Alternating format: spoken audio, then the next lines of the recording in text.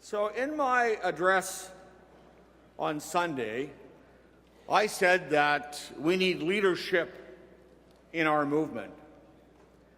Leadership that knows that no one union can succeed without labor filling in the gap. I also believe we need leadership and understanding that the labor movement itself will not succeed if we fail politically. The 2010 election and the Harper majority was devastating for working people. But there was a consolation prize: the historic breakthrough of the NDP to become Canada's official opposition.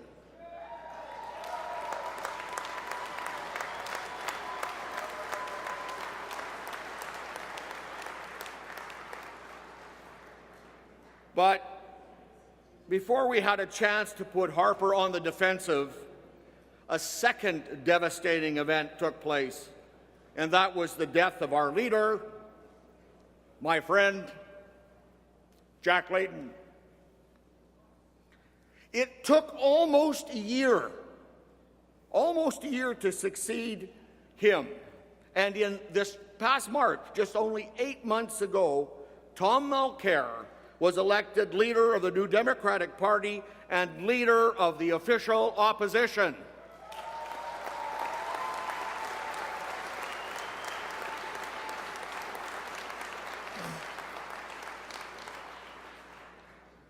Tom Mulcair was born in Ottawa, but was raised in Laval, just north of Montreal. He is the second oldest of 10 children. Must have been tough. He was first elected to the Quebec National Assembly in 1994 as an MNA for Tremondby. He was re-elected 3 times. In 2007, Tom Mulcair accepted Jack Layton's invitation to become his Quebec lieutenant.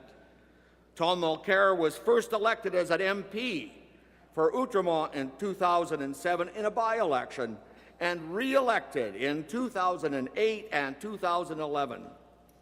Jack Layton and Tom Mulcair were a team that shaped the spectacular breakthrough in Quebec on May the 2nd, 2011, now known as the famous Orange Crush.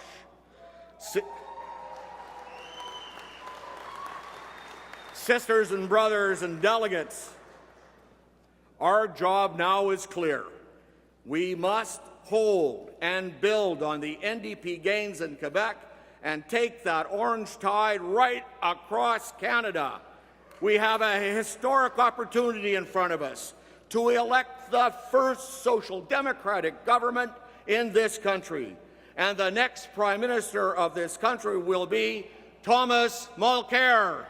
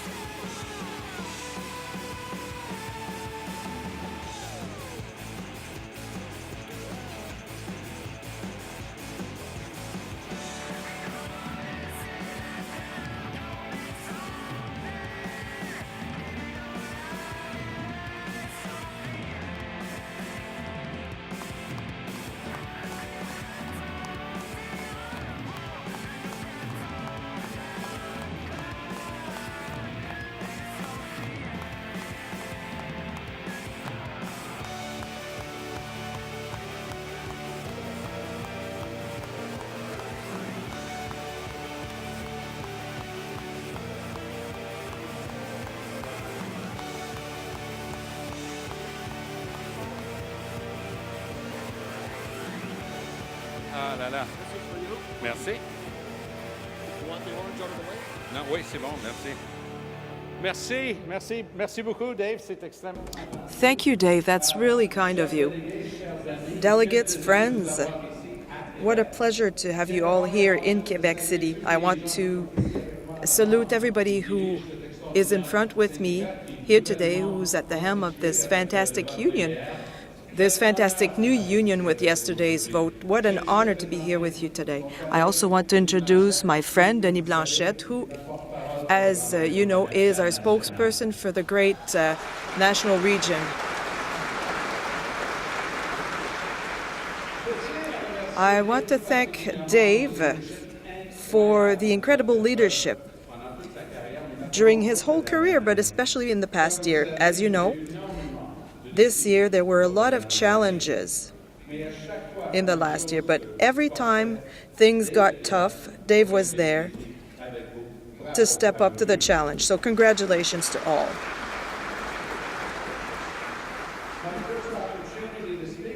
Leader of the official opposition in Ottawa, and as Dave pointed out, it's been an incredible fight for us to get there.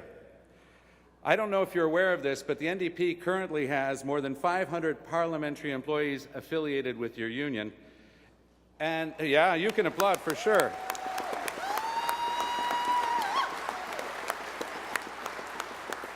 I don't know if you know this, but we are the only political party in North America that's unionized as well.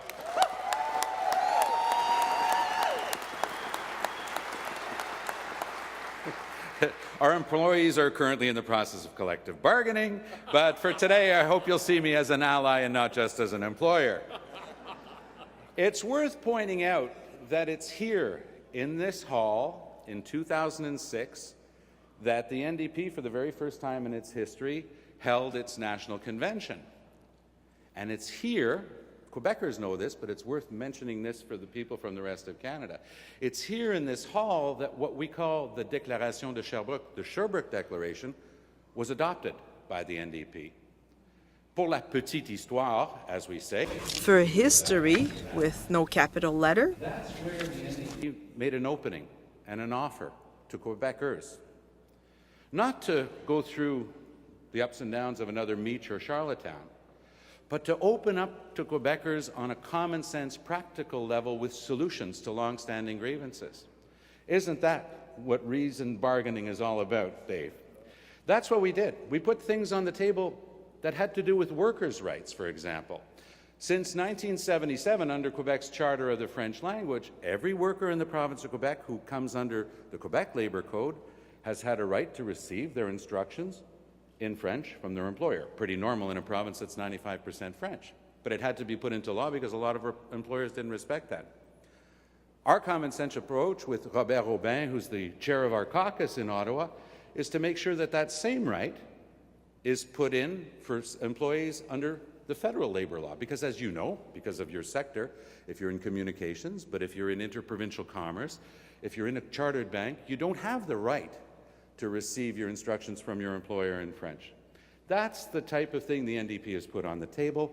That is the type of approach that is connected so well with Quebecers across the province, and that's one of the reasons that we're able to stand up here today and say we represent the vast majority of federal ridings, and we're going to carry that through right until 2015.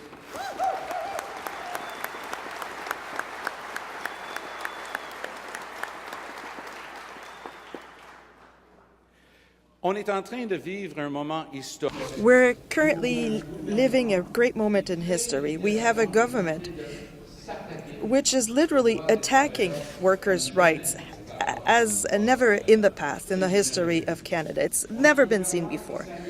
The government is introducing bill after bill to dismantle, to break down something that has been working fairly well for 60 years, the RAND formula to determine how dues will be obtained in unions. They want to break that. It's part of social fabric, of social peace in Canada. They are also playing a game asking unions to open up their books and to justify how they use their members' dues.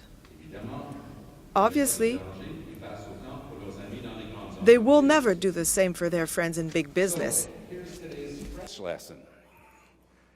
How do you say what's sauce for the goose is sauce for the gander? Ce qui est bon pour Pitou est bon pour Minou. What's good for the goose is good for the gander. They're backbenchers and present bills to try to attack unions by so-called opening up of all their books and stick their nose in. Maybe we should be asking them to do the same thing with their friends on Bay Street. What?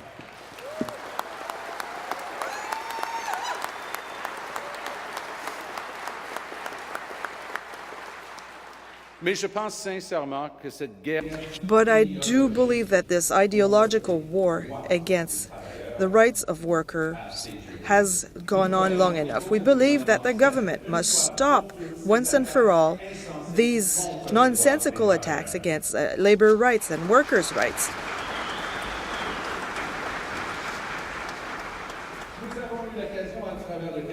Throughout Canada, and you've seen it on a daily basis. Have been going through it. Since the Conservatives came to power, we've lost hundreds of thousands of good-paying manufacturing jobs, jobs that came with enough of a salary to support a family, that more often than not came with a pension. Those are the types of jobs that are being lost, and they're being replaced often by part-time, precarious work in the service sector. You know, we understand the debt that's being left to future generations when we look at the devastation in some of our ways of producing, notably in the oil sands, where we don't apply the basic principle of polluter pay. That has led to an artificial rise in the value of the Canadian dollar, and that's contributed to the hollowing out of the Canadian manufacturing sector. Don't take my word for it. The federal government, under the Conservatives, has ordered up a study that proves exactly that. The OCDE came up with a study just a few months ago that confirms that. So failure to apply basic rules of sustainable development like polluter pay is contributing to the hollowing out of the manufacturing sector, and it's destabilizing the balanced economy that Canada had painstakingly built up since the Second World War. That's the tragedy of the Conservatives, because although they talk a good game in terms of the economy, their hands-off approach has meant that they have picked winners. Their winners are allowed to use the air, the soil, and the water as some sort of unlimited free dumping ground. And that's contributed to yes, it is a shame, but it's a shame because that's another debt we're leaving to future generations. Because when you have people who will come to retirement without a pension, that's a social debt you're leaving in the backpacks of the young generation. When you leave the devastation of our means of exploiting the oil sands without including the environmental costs and making the polluter pay, that's an environmental debt that you're leaving to future generations. And when you cut back on the fiscal capacity of the government and you leave year over year the largest economic debt, that's an economic debt that you're putting in their backpacks. That is the largest ecological, social, and economic debt in Canadian history, and that's something that the NDP is going to change for the future, because we will work with all generations to make sure this doesn't happen again.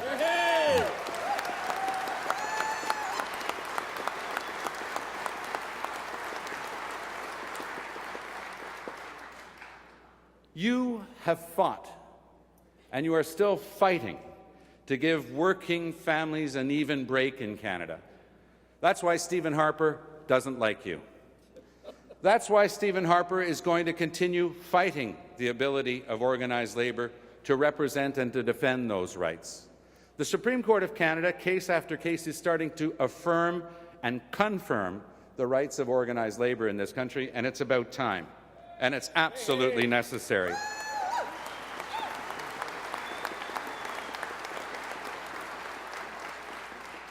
You know, governing is about choices. It's about priorities. And when you don't believe in public administration, you don't have priorities. Regardez ce que les... Look at what the Conservatives are imposing upon us.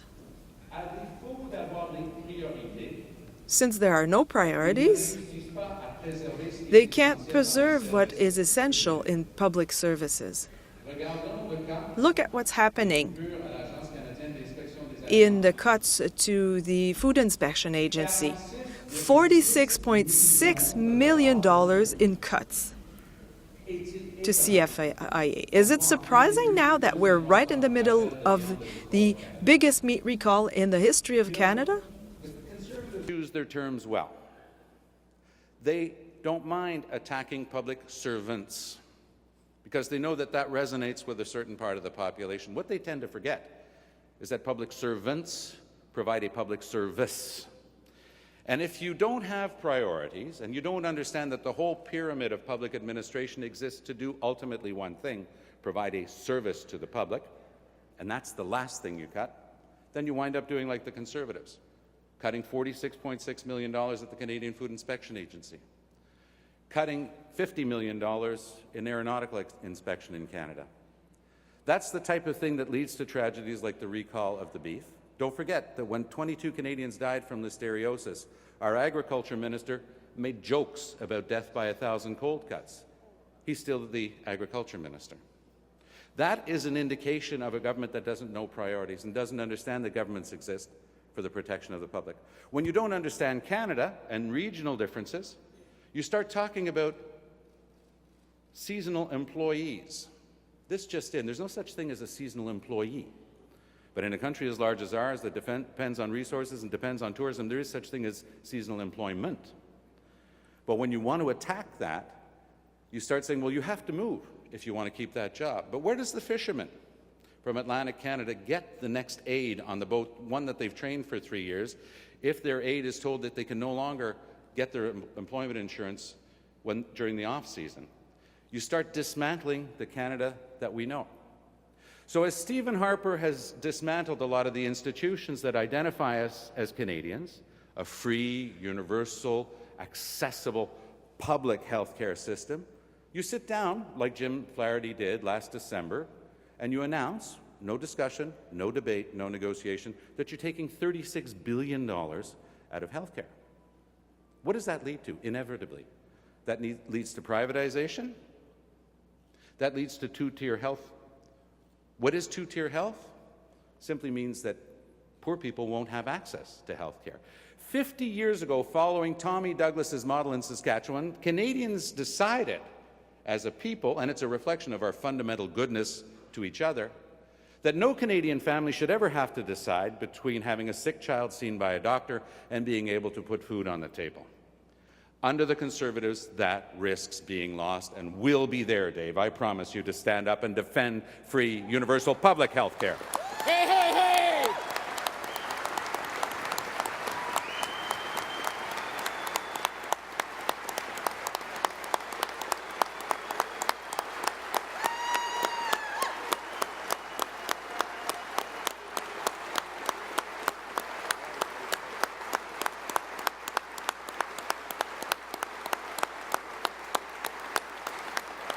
You know, a generation ago, a business person would probably look at the size of his or her workforce and be proud of it. That would be a key element. And when they would talk about and be proud of and boast about their enterprise, their business, they would say, I have this many employees.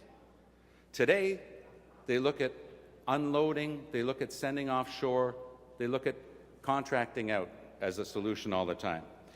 If indeed the government has fiscal space for businesses, instead of giving blind across-the-board tax cuts of $50 billion a year to the richest corporations. Oh, by the way, the Conservatives don't like it when we say that those tax cuts go to the richest corporations. But look at the facts. If your company's in manufacturing and just breaking even or even losing money, you're not paying taxes. A tax break gives you nothing. Who gets that $50 billion? The banks and the oil companies primarily, the ones that don't need the help. That doesn't make any sense. So we can target, because government does have a positive role to play. We can target those businesses that are creating employment. You know, we have, as the NDP, one of our chief jobs between now and the next election is to convince Canadians that we're capable of strong, competent public administration. Not a very sexy slogan, I admit that, but it's something that we need to do to connect with Canadians. And one of the things that we can do is to point to the NDP models that exist across Canada. We're in our 4th consecutive majority government in Manitoba. You know what the small business tax rate is in the province of Manitoba? 0. You know who brought it down to 0? The NDP. You know why they brought it down to 0? Because that's where the jobs are created in small and medium-sized businesses. That's understanding the economy. That's creating jobs. That's the NDP's way for the future.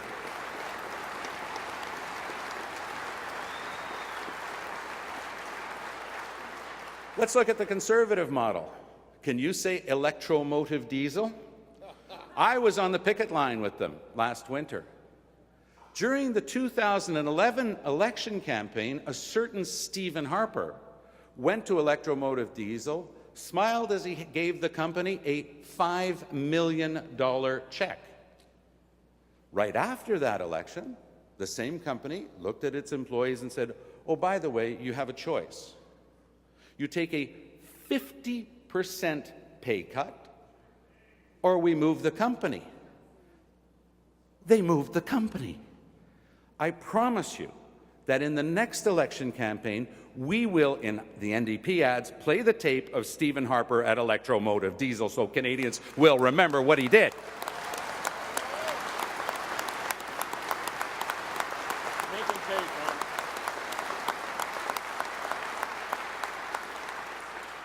It's incredible to see the Conservatives go at it because they seem to find money when it comes time to taking care of their friends. We're still giving billions in subsidies to the oil patch. And at the same time, we're telling the next generation that they have to accept less. You know, for the first time in Canadian history, the middle class is worse off a generation later. Over the past 25 years, and it's no accident that that's concomitant with the signature of the NAFTA, after 25 years of that, we are in a situation where the top 20% have seen their incomes rise. The other 80% of Canadians have actually seen their standard of living decrease. C'est pas du hasard, tout ça. It's not just chance. We are going through a unique situation in the history of Canada where the middle class is seeing its income decrease. That is the direct result of choices that have been made. Choices of a series of government who doesn't really care about the middle class. I can tell you one thing, the NDP has always understood that those businesses are earning their living and that the private sector is the essential part of our economy, but that the government must always play a very constructive but positive role, infrastructure-wise, education-wise, and those are topics on which we will focus during the next campaign to end this reign of a right-wing government and start working in the public interest.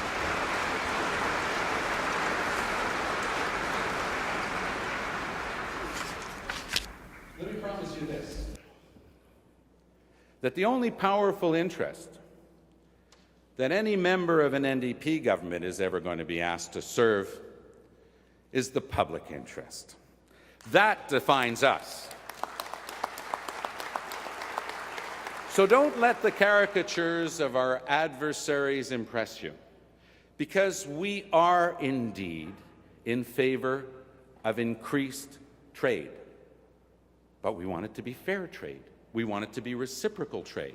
We think we are allowed to look at the labor record, the human rights record, and yes, the environmental record of those that we intend to sign deals with. Why would we keep taking jobs away from ourselves on the altar of these international deals that only benefit the same companies that then take the money offshore and hide it in a tax shelter?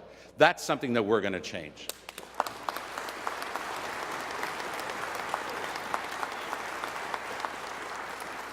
Don't let them convince you that we're not in favor of more prosperity. We want more prosperity, but we want prosperity for everyone, not for the few. And don't let them tell you that we're not in favor of development. We want development, but we want it to be sustainable development that respects the rights of future generations.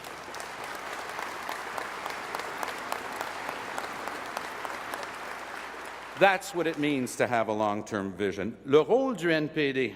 The role of the NDP in the coming years is my role as a leader of the opposition. It will be to prove that we can be public administrators that are qualified, rigorous, and that we are ready to govern. For Canadians, the NDP has been perceived for a long time as an opposition party. But like Jack was telling us quite often, that is not enough to be in opposition. We also have to be proposing things. We have to show now that we are a party that offers solution, not just opposition. We can't be content in leaving other parties our ideas, stealing our ideas, using them in a more or less useful way. It is time to apply our own ideas. That is why we have to be, as 2015 comes around, the first federal NDP government in the whole history of Canada.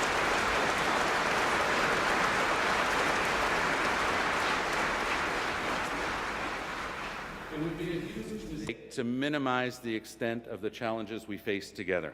But I can promise you one thing. Our team has what it takes to succeed. And I know we can count on you for your help. Again this week, I was pleased to learn that your members and CAW members voted together in favor of creating a new union, one of the largest private sector unions this country has ever seen. Bravo.